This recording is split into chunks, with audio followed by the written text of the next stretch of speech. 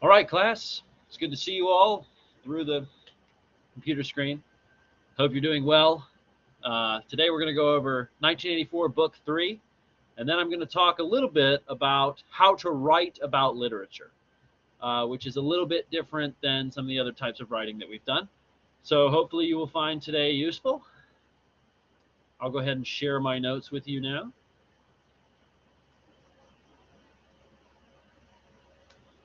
All right. So Book 3 is not a very happy story, as you all have discovered. Perhaps some of you are a little bit traumatized, and that's perfectly natural. We've talked a little bit, I've talked a little bit in the past about how happy endings sort of condition you to expect a certain outcome, and then when you don't get that outcome, it can be kind of shocking, right? And it makes the message, in my opinion, more potent. But nevertheless, it's a very depressing route, so, buckle up. History of love is where we find ourselves, and it's not a very nice place to be. We start out Book 3 in the holding cell, and there are no windows in the holding cell, so Winston is unable to figure out what time of day it is. And we figure out based on this that this is the place where there is no darkness, which is something that the book has been alluding to for some time, both in Winston's dreams and also O'Brien said it to him at his apartment when he said, "We will meet in the place where there is no darkness," and O'Brien agreed with him. And this kind of been this ominous thing that's being built up. It's like, what does this mean? What is the place where there is no darkness? Why does that keep popping into Winston's mind? Is it just some irrelevant thing that he's coming up with in his dreams, or is it a real place? We find out now it's the Ministry of Love, because the Ministry of Love has no windows. Remember, the Ministry of Love is a double-speak term, which means they don't do a whole lot of loving there, right? It's actually the opposite of what it is intended to be. In this general holding cell, there is a telescreen on each wall. Now, some of the prisoners that arrive are party members like Winston. And of course, they are heavily scrutinized by the telescreen. The telescreen. They're heavily scrutinized, and their actions are policed. There's a voice that comes out and says, "Hey, hands out of pockets, and quit slouching, and stop talking," and all this stuff. But then there are the parole prisoners. And remember, the party doesn't really care about the paroles, doesn't care too much about controlling them. So they're sort of allowed to do what they want to do. And they're treating the guards with a certain level of casualness. They're trying to get cigarettes and things from them. They're shouting obscenities. They're moving around the cell. So we see that class disparity showed for us again, but it's almost like the proles have it better, which is sort of kind of ironic because the party literally doesn't care. Remember, 80% of the population of Oceania or something like that, I think that's close to the figure, is the proles, and they are completely just not policed by the party. Some of them are if they prove to be, a nuisance, but we see that dynamic play out here in the cell. We also get a little bit of comic relief with the drunk parole woman who vomits profusely all over the floor in front of Winston and lands in his lap. And a little bit more about Winston's psychology. He's always having dreams about his mother. He doesn't know what happened to his mother. And when he sees this woman, he allows himself to think for a few seconds, hey, this could be my mother. And she even says, I'm old enough to be your mother, I reckon. And so it's sort of funny, sort of a little bit of relief in there from Orwell right before things really take a turn, right? So he's really anticipating at this time the torture that's to come. He can conceive of it in his imagination, but he doesn't really understand the severity that it will take until he actually has to go through it, right? And the big thing that he's holding on to is that he doesn't want to betray Julia. He will hold out on that. And this is an interesting idea. Could you hold on to something under extreme torture and, as our government likes to refer to it, enhanced interrogation techniques? If these techniques are being used on you, will you hold out or will you give in? And what is the line in terms of him maintaining some sense of his rebellion and his integrity and his sense of self? So this is a good question. Is he going to betray Julia? We'll see, right? Then we get the character Amplethorpe.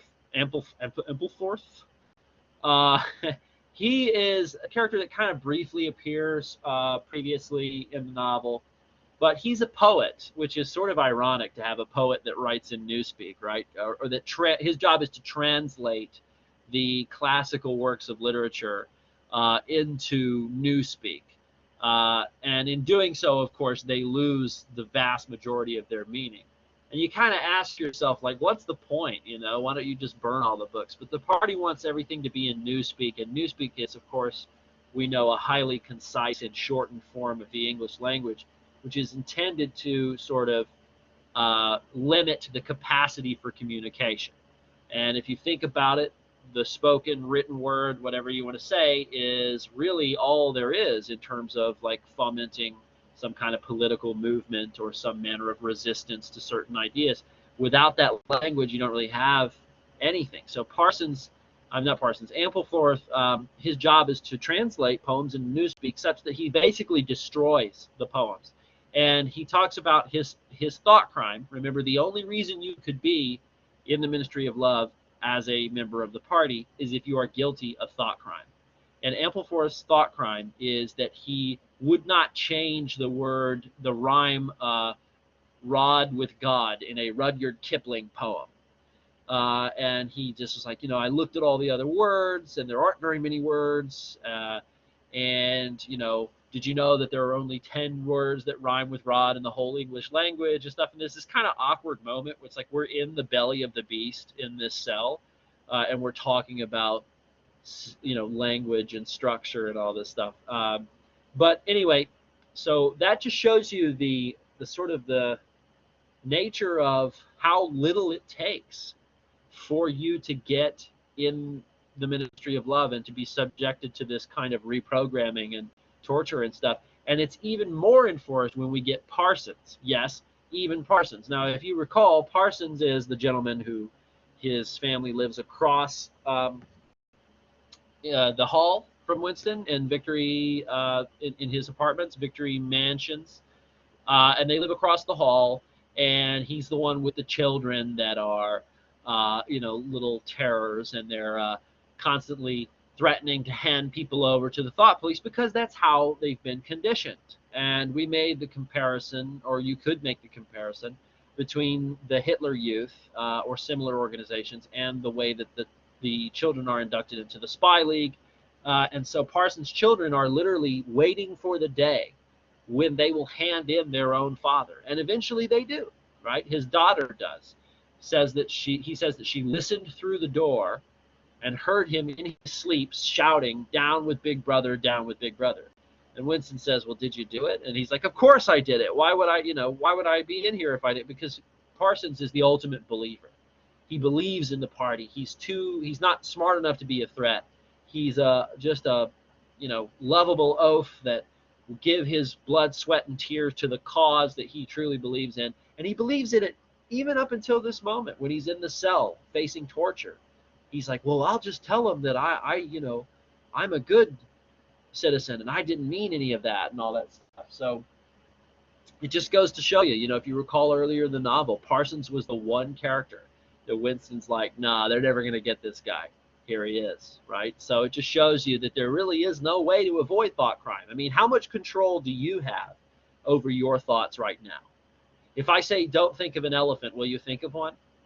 Probably so. Probably you just did, right? So if you had control of your thoughts, you would be able to say, oh, no, I'm not going to think of an elephant. But as soon as you say the word elephant, there it goes, right? So this is kind of the nature of their totalitarian system. You were punished for the thought, and thoughts are sort of out of your control. I mean, I guess if you try to sit around and meditate a lot, maybe you can get them under some manner of control, but even then, probably not, right? So, yeah, the children, Parsons, the laboratory incident, we have this bit of like gross, visceral, I wouldn't call it humor because it's not really funny. Parsons basically relieves himself in the middle of the cell, as the novel describes, loudly and abundantly. And it's just grosses Winston out and grosses everybody out. And it's just it just shows you the visceral horror that he's being subjected to, even from the living conditions. Like, never mind the torture that's to come, but just having all of these people crammed in this little space using the same lavatory, being in there for hours at a time, some of them drunk and belligerent or otherwise screwed up. Not a very good situation that Winston's found himself. So another important note about the cell is the skull-faced man and the chinless man. Now, if you recall, Winston was trying to fish out a bread crust in the start of this chapter. And then later you have what they call the skull-faced or the thin-faced man comes in and he sits down. And the thin-faced man is basically suffering from starvation.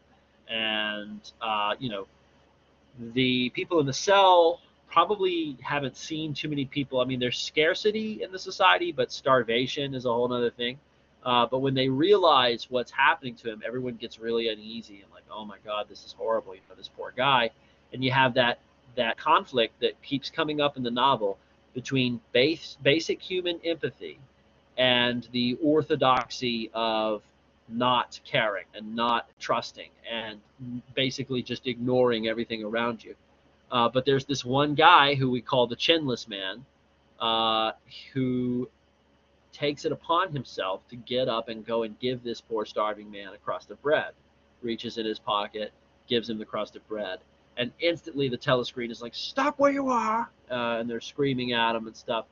And the skull-faced man lifts up his arms and it's like, it wasn't me. I didn't take it. I didn't touch it. He doesn't even want to be associated with the idea of taking the charity. And they come in and they beat the chinless man to a pulp. And then he's, sits down and there's a little more time where Winston's thinking and stuff. He wonders to himself, is the Brotherhood going to save me with the razor blade? And there's also this ominous buildup with later they come for the Chinless Man to take him to room 101. And room 101 is this buildup that's been going on for a while. And what we figure out is that room 101 contains the worst thing imaginable. So when this guy hears room 101, he's like, oh my God, no, please. He starts screaming and, do it. I'll confess anything. I'll do anything. Here, take him. And he points to the man, the very same man who offered him the bread crust, the basic human compassion to try to give him some manner of relief in the face of all this pain. And he's willing to throw him under the bus to stop whatever it is in room 101. So that just shows you the level at which the party can actually corrupt and reprogram these people through these techniques that they have, and the links that people are willing to go to save themselves. A lot of us, our opinion of how good we are is based on living in a society that, for the most part, meets the needs of its basic citizenry, for the most part. But if we were ever in a situation where our lives were threatened by scarcity or, some other means of force, would you really be as benevolent as you think you are now? What would it take for you to say, well, screw everybody else, I'm only going to think about me? And we'd like to think it would be a lot, but fortunately, most of us will hopefully, knock on wood, never know that, right? But it's an interesting idea. What would it take to break people, right? And to make a good man into an evil man, or at least a self-serving man, if that could be defined as evil. So he's thinking about the Brotherhood and the razor blade. Remember, the razor blade's just a suicide method to get him out of a fix. There's no saving him, so he doesn't even have that hope. And if you're hoping that the A-team will come and kick in the window and save the day, sorry to disappoint. That doesn't happen. And we figure that out when none other than O'Brien enters the cell. And when O'Brien enters the cell, you have this just chilling moment where Winston says, O'Brien, they got you too. And then O'Brien says, they got me a long time ago. And your heart drops, because there goes the last hope that you had. The hope that there was some kind of resistance in the Brotherhood. Not so. Sorry. This is going to get ugly. So O'Brien has this weird, almost telepathic ability. He seems to know things that, how could he possibly know that? How could he know what Winston is thinking? Has Winston really known all along that O'Brien was the inner party? Has he known? Because O'Brien says, you've known all along. And Winston's like, yeah, I have. Has he? Did you? In my seated classes, some of you said, yes, we do we do know that, or we did know, sorry, that he was going to be part of this, or that you suspected. But a lot of people don't see it coming, and it's really kind of a heart-wrenching thing. And they come in there and they beat him up and they hit him in the elbow, and he starts to think about never in any circumstance should you wish for an increase in pain. So kind of bit of foreshadowing that isn't really good. And so they take him. O'Brien is the torturer, right? We know that basically his job is to coerce you into being a good little party member. And they have lots of methods that they use to like break you down. Starting with the beatings. They start with beatings and they're just beating him up constantly and they're hitting him all over the place. And he's confessing to all these things that he didn't actually do. And this brings up another discussion. You know, the third essay is to make comparisons between the novel and the real world. And we have torture in the modern time. We even have what some have described as torture in the United States through what we would call enhanced interrogation techniques, which is the closest thing to doublespeak I can think of, such as waterboarding and stuff. And this is a very interesting idea because we see Winston just confessing to all this stuff. Is that what torture does? It makes you confess to things that you didn't do. And if you confess to things that you didn't do, does that faulty information jeopardize the people who extracted the confession? We know, of course, from later on that O'Brien doesn't even really care about the confession. It has nothing to do with it. So they're not even going to act on that information. But if you were in a situation like such with a terror suspect and you were torturing them and they gave you some kind of information and then you acted on that information and it turned out to be false because they would say anything to get rid of the torture, then how can you justify torture, right? Or enhanced interrogation, whatever you want to call it. And there are, if you want to look into stuff, you might start with Guantanamo Bay. Of course, you don't have to focus on the United States with the essay. I am not saying that the United States is a dystopia, although there are parts of it that might be considered dystopian. But you can look at anywhere you want in the present time. Okay, 2 + 2 = 5.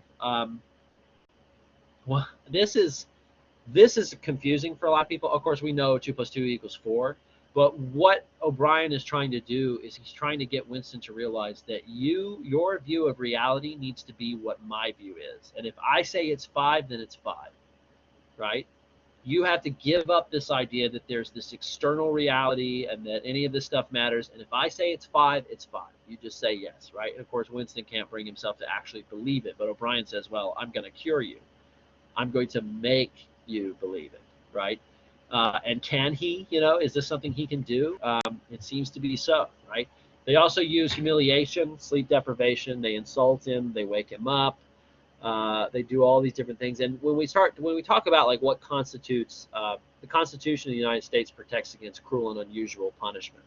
What constitutes cruel and unusual punishment? Because in some scenarios, you might say sleep deprivation is a cruel and unusual punishment. If you have someone in a cell for 48 hours, and you're watching them, and every time they start to go to sleep, you wake them up. I mean, by the end of that 48 hours, that person is going to be in a psychological state that is not very good. And so this is an interesting thing, right? Is this something that could break you down perhaps more than you realize? And if countries in the present time are doing this, is that torture, right? Sleep deprivation. Who controls the past controls the future. Who controls the present controls the past. I think it's a true statement because if you look at history and you look at the way it goes, there's that old saying, history is written by the victors. I know I've said that before in context of this discussion, but I think it's relevant to bring it up again. This is true. Whoever is in charge gets to tell the story, right? In this case, the party is telling a story, and the story is changing all the time, and you're just supposed to go along with the joke, right? And Winston's like, well, you can't contend with truth. You can't change the truth. And O'Brien's like, we don't have to change the truth. We just have to change the minds of the people. Because reality, as far as we're concerned, exists in the mind. And it's kind of I'm not an astrophysicist or some smarty pants like that, but it's kind of an interesting question. Is reality a manifestation in some way of our minds, like your reality? right? If you think about it, everything you see and experience is a part of your nervous system. It's feedback that you're getting, input. So how do you even know that it's really the way that it seems? There are entire spectrums of light that we can't even see. Um, so maybe there is something to it. I mean, maybe there are limitations on how much of the external truth you can even experience. And if that's the case, then maybe O'Brien has a point. Reality in the mind is what's real. But if you say 2 + 2 is 5 and you try to build a bridge, you're going to have a hard time. So O'Brien also talks about the Nazis and the Inquisition. The main problem with the Inquisition is that no one ever expects them. Okay, the two people that got that joke, I see you. Hello. No, the Inquisition is, they were a group of people who basically tried to, on behalf of the church in the Middle Ages and stuff, and on into the Renaissance, they basically tortured people for the purpose of converting or extorting confessions from what they would call heretics. And heretics are people who go against the teaching of the church. So if you'll recall, maybe from what you know in science class about Galileo, Galileo faced a lot of controversy because the things that he said went against the idea of that the church had about how the cosmos was structured. Nicholas Copernicus too, with heliocentricity, the Earth going around the sun, and so those people were heretics. But there were other forms of heresy. Heresy, in a basic sense, is saying something like there is no God, or the church is not infallible, or the Pope is a jerk. Right? All of these things are things you could say that would constitute heresy. So the Inquisition would go around, they would torture people. Of course, what O'Brien says is that when you kill the people that you torture, you create martyrs. And they did. They created several martyrs. Even Galileo wasn't really tortured and killed in that way. He died under house arrest. He was a martyr. People thought that was unfair, and even to this day, people think that's unfair. Giordano Bruno is another one. I love to bring him up. He was burned at the stake for expanding scientific views. And they created martyrs. There are statues to Giordano Bruno in parts of Europe and Italy and stuff. He is a very celebrated man, in part because he was persecuted and became a martyr. If you think about it, and on some level, Christ himself is a martyr, right? He died for a cause, or he died for a purpose, and people rallied around the symbol of his death. So this is something that is a problem. If you are a powerful institution, and you can't make people go away by killing them, you actually make it worse, right? And you think we got a lot of martyrs today, MLK, Gandhi, there are lots of them. You can just make a big list of all the different martyrs we have, people who have been killed for some cause, and they become symbols. And the problem with someone that becomes a symbol is you can't kill a symbol, because in order to kill a symbol, you have to kill everybody that believes in the symbol, and that's not feasible in most circumstances, and most people aren't willing to go there, thankfully. So it becomes a much bigger problem, right? So, and the Nazis, of course, did the same thing. The communists, the way that they dealt with people, they were brutal, but in the end, they killed them and they created martyrs. He says we don't create martyrs because we convert the person word. We don't kill them until they are totally reprogrammed. And then when they die, they will have died as one of us, as someone who we have gotten to. And so this ideal that they stand for, it won't exist and it won't haunt us. And that is actually really terrifying if you think about it. That mentality that O'Brien describes there about the Inquisition and how they're basically too soft. Wow. This is some pretty dark stuff coming from Orwell, which we expected. There's also the issue of Stockholm Syndrome, which I don't know if this was really a thing at the time in terms of the terminology. I'm not sure when that came about. But that's to refer to the phenomena of someone who's being held captive that eventually develops some manner of affection or love or a connection to their captor. So Winston does kind of start to feel loving impulses. He hates O'Brien, but he also loves him at times. And that's always been the case. That's been the case even before he was captured. And O'Brien says things that are like sort of paternalistic and fatherly. He says things like, "You are worth the trouble. I'm healing you. I'm going to make you better. I'm going to cure you, Winston." And so it's like it's this weird relationship between the two of them, and you wonder like why Winston is able to feel these things, but he's not thinking clearly. And this is a real thing. People who get in these captive scenarios, they develop relationships with the people, because who else are you going to develop a relationship with in this context? He doesn't see anybody but the guards and O'Brien. So O'Brien becomes his companion in this horrific way. And it makes you very uneasy. So what's in room 101? We mentioned it's the worst thing in the world. And I like to think, what is your room 101? What is it? And I've talked to students about this. It's kind of interesting. Some people don't want to share, which is understandable. But some people are like, it's a big room full of snakes, which wouldn't bother me at all. I've got those living in my house. Some people are like spiders, being pushed out of an airplane, stuff like that. I have figured out after a long time of thinking what my room 101 is. There are two of them that I wouldn't want to see. First one is a room full of angry chimpanzees.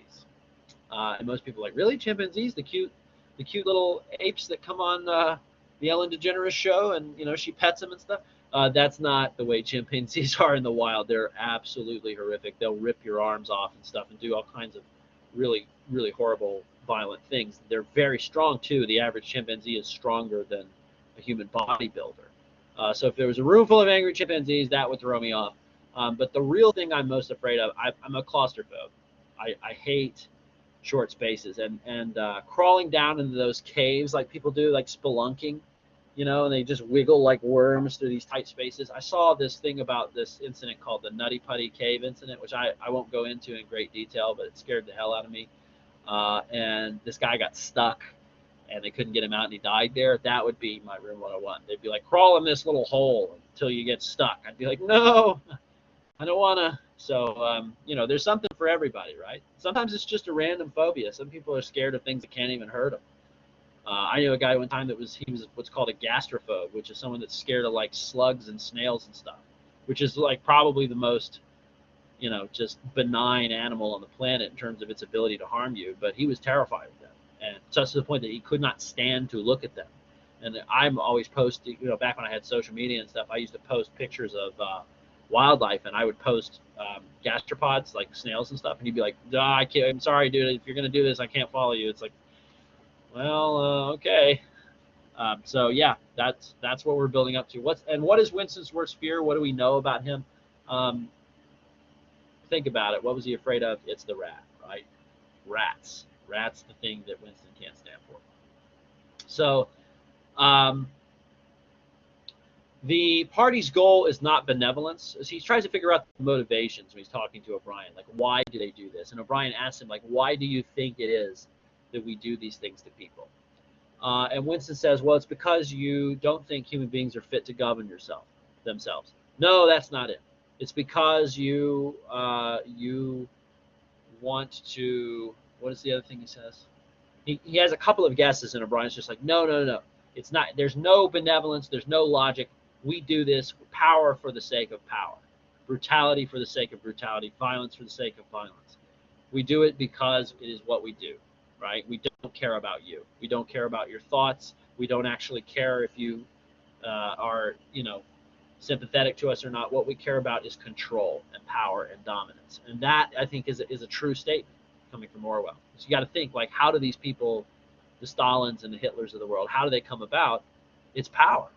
It's power for power's sake, right? And so that I think rings true. We already talked about the external versus internal reality. It doesn't need to control the universe; it needs to control the mind. Brian exemplifies this by dropping the photo down the memory hole of Rutherford and all those guys. And he's like, yeah, I'm sorry, there was a photo, I just don't remember it. It doesn't exist anymore. Sorry. And actually, at one point, Winston asked if Big Brother exists, and O'Brien's like, of course he exists. He's the embodiment of the party. And then he goes, does he exist in the same way that you or I exist? And O'Brien's answer, very bone-chilling, is you do not exist. And it's just like, wow, that's a heavy thing. Okay.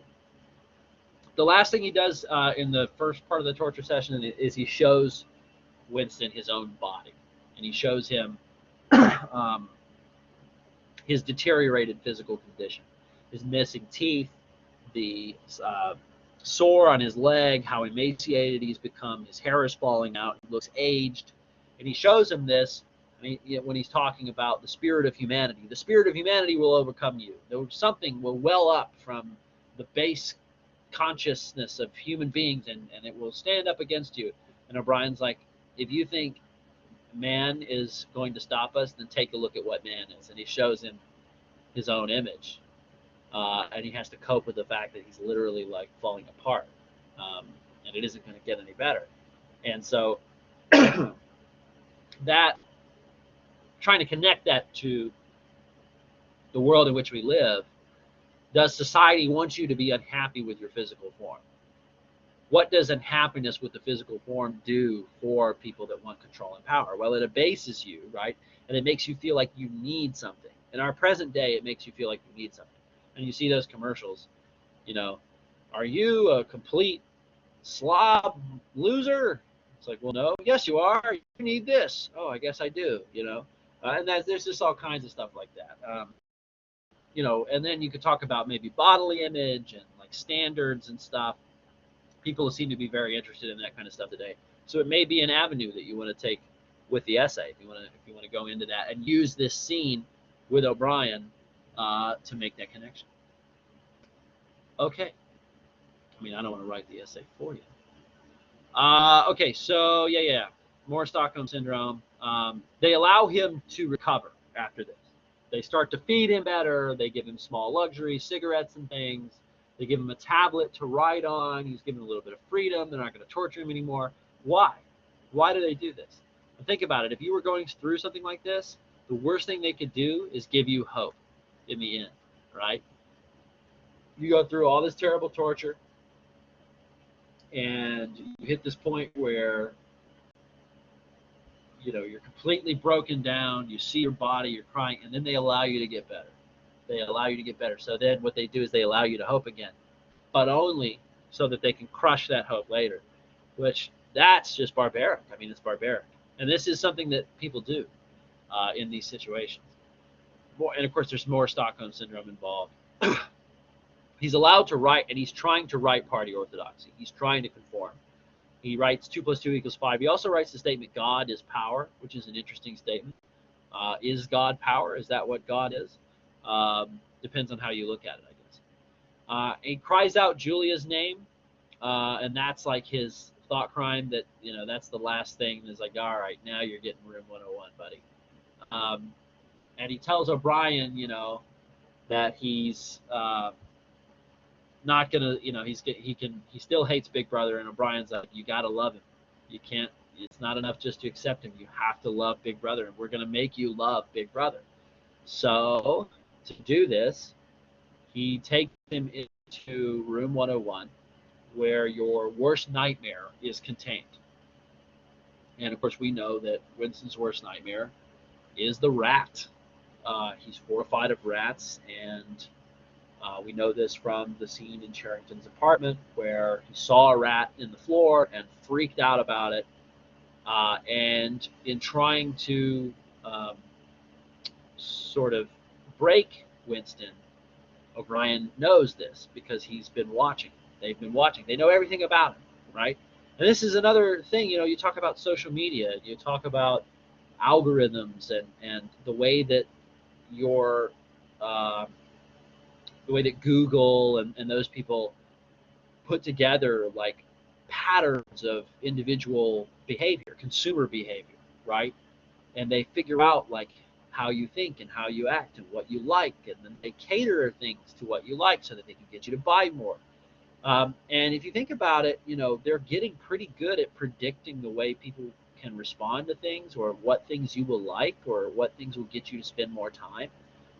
And by doing this, what could someone do if they knew everything about your life?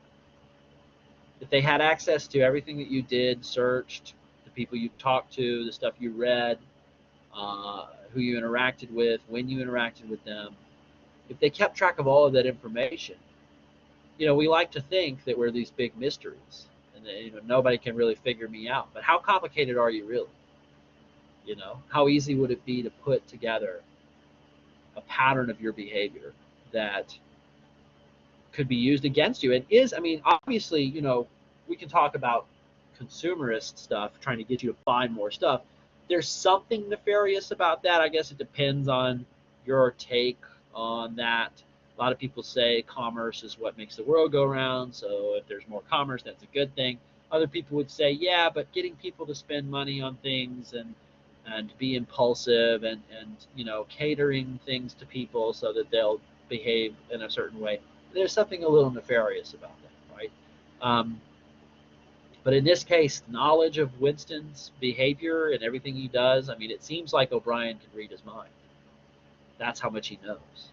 And how many times have you ever gotten an ad on your cell phone and been like, are they listening? Right? Because they can read your mind almost, right? Based on your behavior and what you search and what you do. So they know that his worst fear is rats. This type of torture did exist. It's a very gruesome thing. Rats are carnivorous in part. They're actually omnivorous. They eat both vegetation and, in some cases, meat and stuff like that. And so they will burrow through flesh if they have to. And there's this mask, this wire mask. I know it's very like Saw, like horror story type stuff. But they hook up this mask, and at first Winston doesn't realize what they're going to do. But then it starts to dawn on him. And they describe the rats and the old grandfather of the sewers with its long claws and yellow teeth. And it's very descriptive. And if you're scared of rats, I imagine that does it for you, right? Rats don't really bother me, but some people are totally wigged out by them.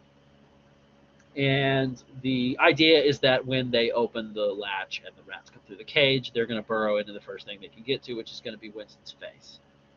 So he realizes this, and at first he has this, like, it's almost like he has an out-of-body experience, where he's, like, falling through the floor and stuff, and he's, like, miles away, but he can still hear the cage, right? He has this, like, disassociation with what's going on. That's how horrified he is. It's like a petrifying fear that just takes over his body. And he knows what's going to happen, but he doesn't know how to stave it off or what he can do. He starts thinking, like, what can I do to make this stop? What can I do to stop this from happening? And he realizes the only thing that he can do is that he can offer up Julia instead of himself. And if you remember, that is the last inch he's holding on to. His love for Julia. He will not betray Julia. He will not betray Julia. In the face of the rats, he betrays Julia. He says, do it to Julia, not her, not me. Let him rip her face off. I don't care. Don't just do it to Julia. And we know at that moment, Winston has been completely broken as a human being. And it's based off of their knowledge of him, their intimate knowledge of him. And this is why this is such an important text. How much information about you exists on the internet, right?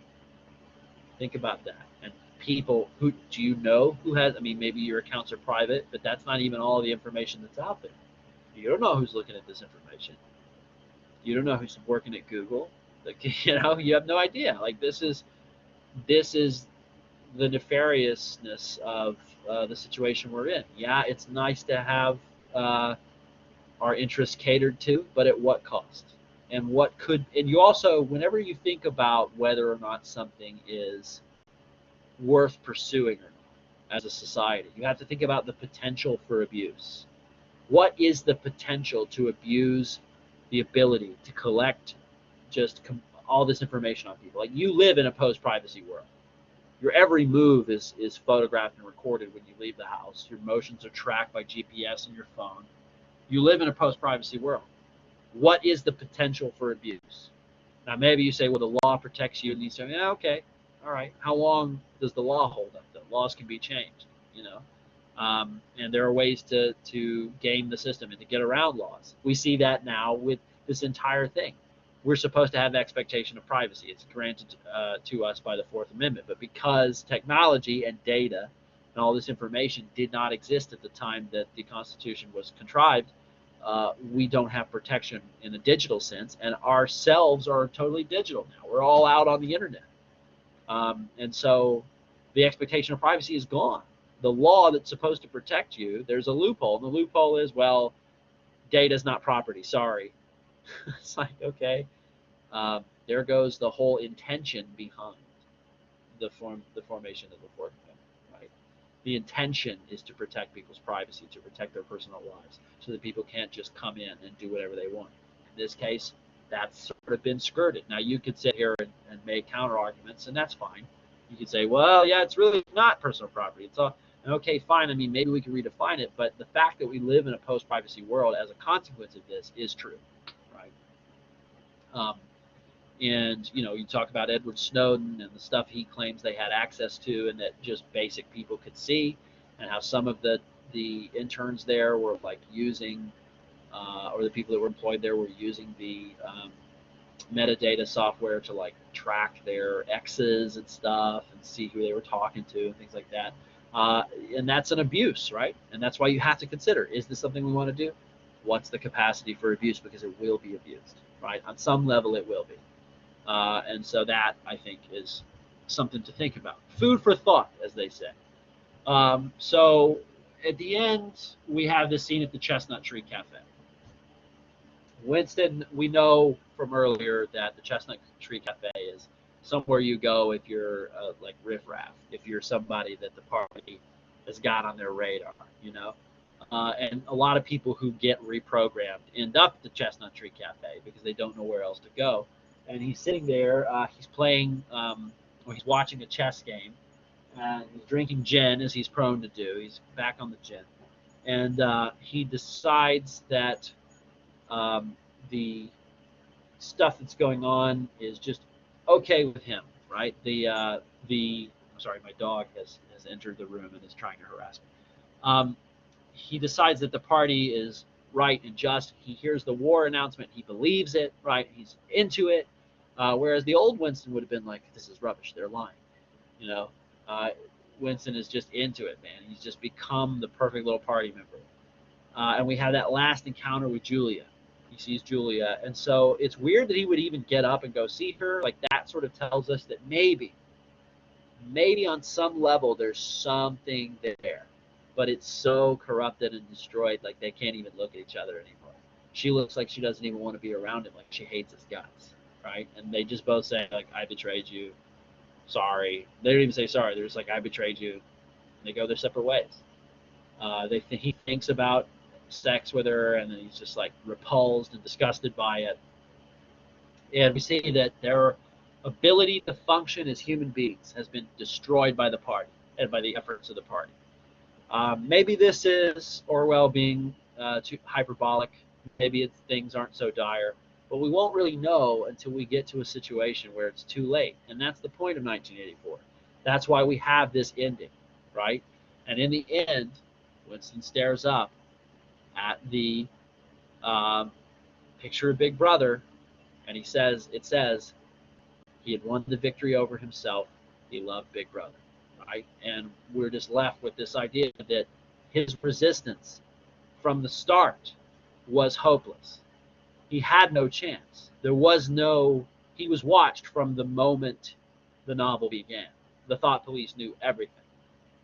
So that, I think, is Orwell trying to say, if you don't get the ability to see, at least in some capacity, to what the future might hold, then you will subject yourself to things and be dominated by them before you even realize that they're a problem. And by the time you do realize that they are a problem, you'll be unable to resist. And this is a hopeless rebellion, a personal rebellion, and a hopeless one on the part of Winston. So final thoughts about 1984. As I've said, I think this is a great book for people to read in the modern time, in the post-privacy era, in an era where everything you do is somehow subjected to someone else being able to see or intervene or manipulate. And, maybe you're okay with it. And I have a lot of students, I ask them, I usually, of course, I can't really ask you over a lecture video, but does this change the way that you see the world you live in? Does it make a big enough effect on you to want that world to change? So I'll just ask you that question sort of rhetorically. Does knowing this, does reading this, does seeing this warning laid out for you in such a way, does it make you want to recalculate? Does it make you want to reevaluate the way we operate, in particular with regards to the internet and the destruction of privacy, and the sort of increase in totalitarian thinking that we see in certain parts of the world, right? So, food for thought. Very uplifting, I'm sure. So that's about all I have to say about the novel. I think I've talked enough about it. So I do want to talk a little bit here at the end of this about writing about literature. Because for the essay 3, you're supposed to put forth an argument about whether Orwell's vision was accurate or not, and why. So the main point is that I am not asking you to write a book report. I'm going to say that one more time for emphasis. I am not asking you to write a book report. A book report is a summary of the events in the book. Now, as I say this, somebody is going to write me a summary of the events in 1984. Probably multiple people are going to write just like, and first it was about this guy named Winston, and then and you're going to tell me every detail. If you do that, you're not going to get a good grade on the essay, okay? Because that's not what I'm asking you to do. What I'm asking you to do is put forth an argument about whether or not the text is accurate in its predictions of a dystopian future. So putting forth an argument, we did the argumentative essay. You got to put forth claims, okay? You got to make a claim. Yes, Orwell was right because, or no, he was wrong because. And then these claims, one of them has to be the thesis statement, right? And then you also need claims in the topic sentences. Now, what's the topic sentence? That's the first sentence of each body paragraph. It should put forth the claim.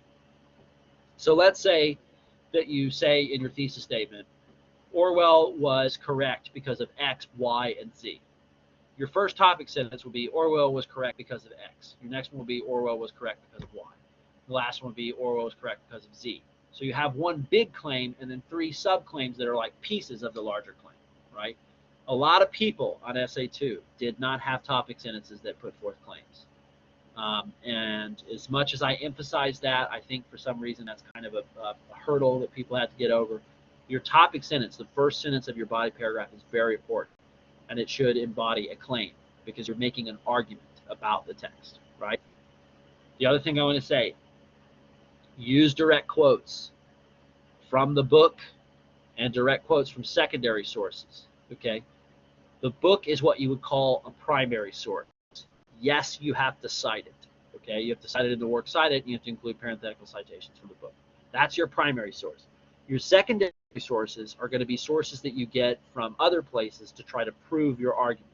So yes, Orwell was right because he showed this thing from the book, and here's a thing in the real world that is either similar or dissimilar to it, right? So you're going to need to you're probably going to need to have quotes from both in each paragraph. Some people did quotes in the second essay. They only had one paragraph with quotes, and then the rest of it was just like generalizing. Use evidence. Use what you can show, what you can prove, what you can find through credible research. Now, with regards to credibility, some of the restrictions, of course, are going to be you don't have to use Galileo to find the source. You just have to make sure it's not written by someone in their grandmother's basement, okay? You need to vet it on some level. If it's verifiable, like, you know, there's a bunch of stuff on The Guardian about NSA leaks and stuff. That's fine, right? That doesn't come from Galileo, but it's credible journalism, and you can use it, right? So you're going to want quotes from the book, quotes from sources to make your argument, and don't let the quote speak for itself. A lot of people just give me the quote and then they move on to the next thing. Always include analysis after quotes. I say, explain the bloody knife, right? You walk into a classroom, there's a bloody knife on the table. What happened? You don't know. Maybe it's this, maybe it's that. Until somebody explains what happened, we can't really assume that there's a killer on the loose, although it might be wise to get the hell out anyway. You still have to consider that maybe that's not the scenario. Maybe there's another explanation, right? So you tell me what the quote means. You tell me the connection I'm supposed to make. Don't leave me to make that connection myself, because everybody's mind is different. I might not make the same connection unless you lead me to that conclusion yourself. So always include analysis after quotes. The other thing I'm going to say is pick one side of the argument. Do not flip-flop. I realize that Orwell was both right and wrong. There are plenty of things that you could say. He was right about this, he was wrong about this. He was right about this, he was wrong about this. Pick a side. Even if you see it both ways, pick a side for the sake of consistency, because consistency is important in your argument. If you make a bifurcated argument that goes in 2 different directions, You just look inconsistent. You don't look balanced. You think you look balanced, but really you look inconsistent. And make sure, a lot of people had quotes and they had stuff on the works cited, but they didn't have these parenthetical citations. You've got to have parenthetical citations, folks, because without that, I don't know how to find the part that you've quoted. So parenthetical citation goes after the closing quotation marks. You open a parentheses. In most cases, it's the author's last name and page number. So this would be like Orwell 47. Close the parentheses, put the period for the sentence. That tells me that if I go to page 87 of 1984, I will find that quote. If you don't give me the breadcrumbs to find the quote, it's points off. Especially on the third essay, you should know better. So make sure you include those parenthetical citations or you're going to get a deduction. And I'm sort of in the mindset to crack down on that because there was a lot of that on the second essay. People just like, I'd rather not. I feel like a lot of you knew that you had to do it, and it's just like an annoying hoop to jump through. You thought, how much could it be taken off? So that's something that's on my radar. You're really going to want to make sure you do it. Okay. That's about all I got to say. If the class has ended early, I'm from a distance gonna say it's probably okay if you leave. Of course, if you're in a seated class right now, if you're in the online class, of course you can just close out the video. But if you have any questions, send me an email. Let me know what's up. Other than that, have an excellent week, an excellent end to the semester. It has been a pleasure. I hope the same is true for you, and have a good one.